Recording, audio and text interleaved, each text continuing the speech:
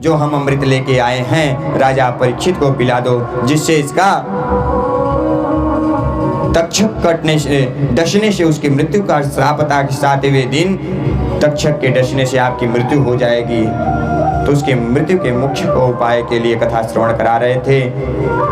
तो देवता लोग पहुंचे अमृत कलश लेकर के, कहा प्रभु गुरुदेव आप इस अमृत कलश को जो है कि राजा परीक्षित को पिला दो और भगवता अमृत हमें पिला दो, जिससे इस अमृत को पीने से राजा परीक्षित की मोक्ष की प्राप्ति होगी और भगवता अमृत हम ग्रहण कर लें। तो महाराज श्री सूत जी बोले, ऋषियों दे तो मैं आपको जरूर देता, परंतु आप लोग जो ना ये स्वर्ग के अमृत, स्वर्ग की तुलना श्री भगवता अमृत से कर रहे हो ना, यह मुझे अच्छी नहीं लगी। कहाँ वह स्वर्ग का अमृत, कहाँ भगवता अमृत, बहुत अंतर है। ये बात आपको हमें अच्छी नहीं लगी महाराज। क्व स्पथा क्व सुधा लोके क्व काच क्व मणिर्महान् ब्रह्मरात्रौ विचारैवम् तदा देवान् जहाशः। सूत जी कहते हैं, हे देवी, देवताओं को इस लौटा दिया अमृत कलश जो है भगवता अमृत का अधिकारी, देवी देवताओं तक को नहीं समझा, उन्हें वापस कर दिया।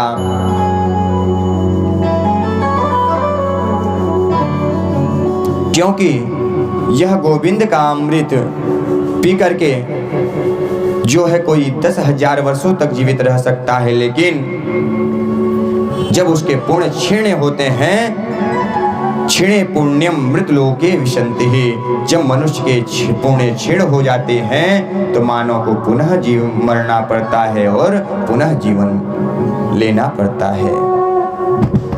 मनुष्य के पुण्य क्षीण होते ही फिर मृत्यु में उसे आना पड़ता है।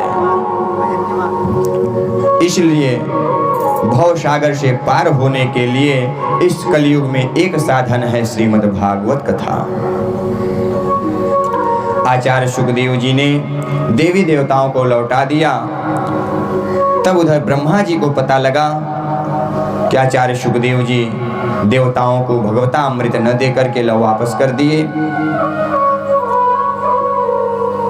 तो महाराज लघुन्यानि जातानि गौरवेणम विदत महत्। तो ब्रह्मा जी ने एक तराजू लिया और उस तराजू पर एक तरफ तराजू के पल्ले पर श्रीमद् भागवत महापुराण जी को रखा और दूसरे पल्ले पर मुक्ति के सारे साधन जितने थे सबको रखा।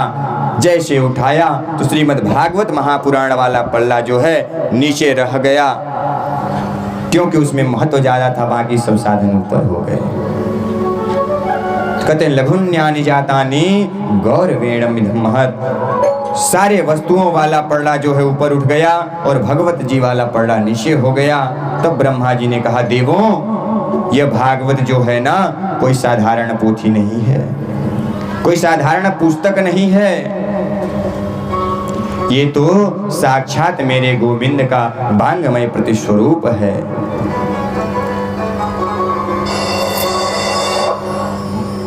आप किसी भी पुराण को उठा के देख लो, श्री शब्द श्रीमद् भागवत जी में है, क्योंकि श्री माने श्री राधा रानी होती हैं, श्री माने ऐश्वर्य भी होता है। कुछ लोग कहते हैं कि भागवत जी में तो राधा रानी का कहीं नाम ही नहीं आया, कहीं वर्णन ही नहीं आया। तो महाराज श्री शब्द से राधा रानी को संबोधित किया गया है।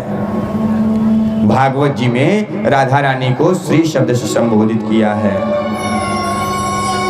इसलिए भागवत जी को पंचम वेद भी कहा गया है। पंचम वेद निराला।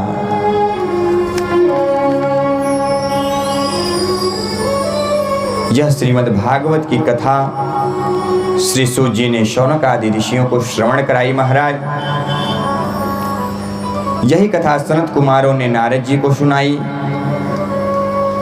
इतना सुनते ही शौनक आदि ने सूत जी से प्रश्न कर दिया, प्रभु गुरुदेव, हमने सुना है कि कभी नारद जी एक जगह ठहरते नहीं, हमेशा भ्रमण करते रहते हैं, चंचल प्रवृत्ति के हैं। फिर उन्होंने 7 दिन तक भगवत कथा कैसे श्रवण की, हम सबको बताओ प्रभु। एकदा हि विशालायां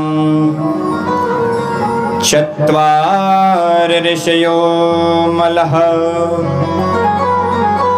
शतशृंगार्थ समायातः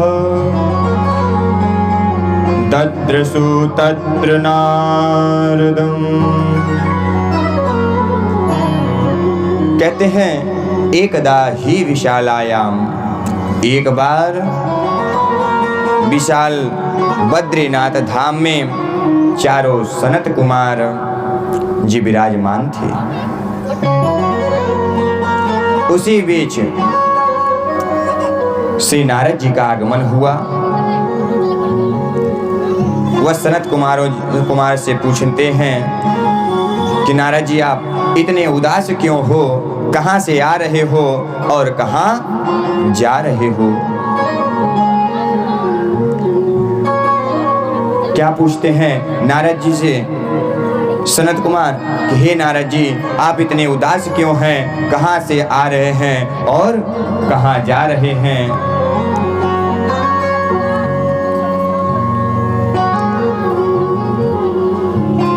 तो महाराज नारद जी बताते हैं